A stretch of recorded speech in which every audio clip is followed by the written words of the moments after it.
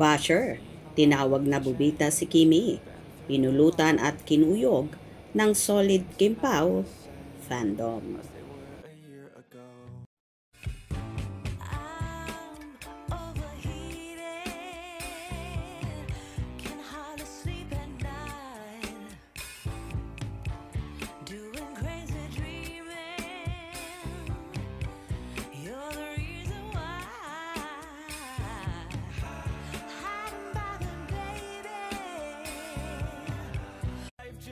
Nakakaloka nga ang uploaded video na nagngangalang MP Miko Pogay kung saan tinawag si Kim Chiu na bubita salbasyon.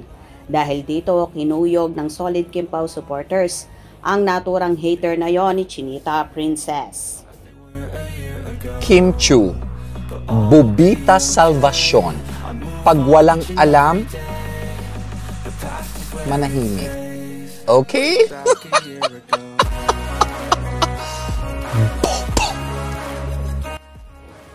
Alam ko karamihan sa mga Cebuano, matatalino, mga fluent, si Kim Chiu lang na iba, troll. Masyado kasi siyang perfect sa tingin niya. Atayan katulad ni Angel Locsin. Parang ganito yon. Hindi lahat ng bunga sa isang puno, lahat ay magaganda. Meron daw pong naiiba. Yan ay si Kim. Kim Chiu, oh, tinawag ka na bubita. Wag ganon, idol, grabe na sila sa'yo.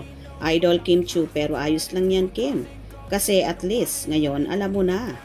May bobo bang maraming awards at sunod-sunod na projects?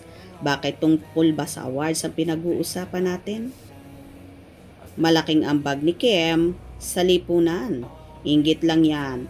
Hindi naman ambag ang pinag-uusapan. Kaya nga, sasali-sali sa politika. Kala mo may alam, parang tanga lang. Naiinis ako dyan. Ay, kasakit namang. Bobo noon. Ang lutong ng bobo. Pag sinabing bobo kasi para sa akin, durog na durog. Kayo ang bobo. May kamag-anak. Yan, yung masabing tanga.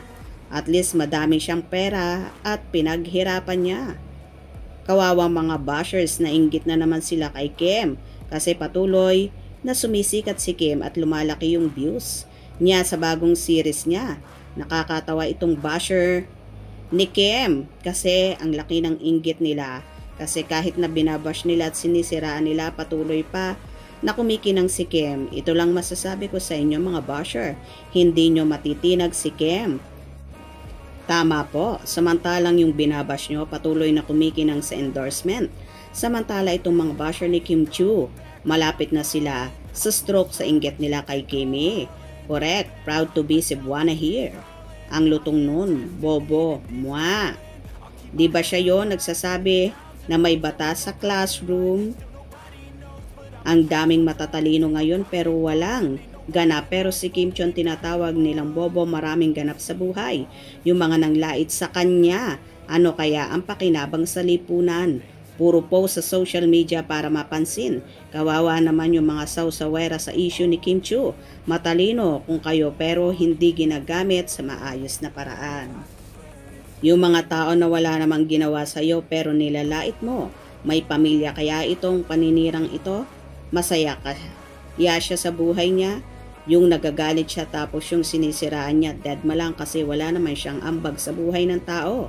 Sisiraan niya baka naman gustong masumpulan for cyber libel. Republic Act 10175. O diba kaloka at wala na ngang ginawa ang basher na ito kundi kung ano-ano ang sabihin kay Chinita Princess at tinawag niya pang bubita, salbasyon ang actress. To the rescue naman ang Kimpao supporters at sinupla at niresbakan ang hater na ito. Well, tama naman ang Kimpao supporters na kahit pa anong panglalait ang pambabash kay Kimi, dead malang ang actress at bagkos umaapaw at bumubuhos ang biyaya sa dalaga. Hope you enjoyed. Please subscribe for more info.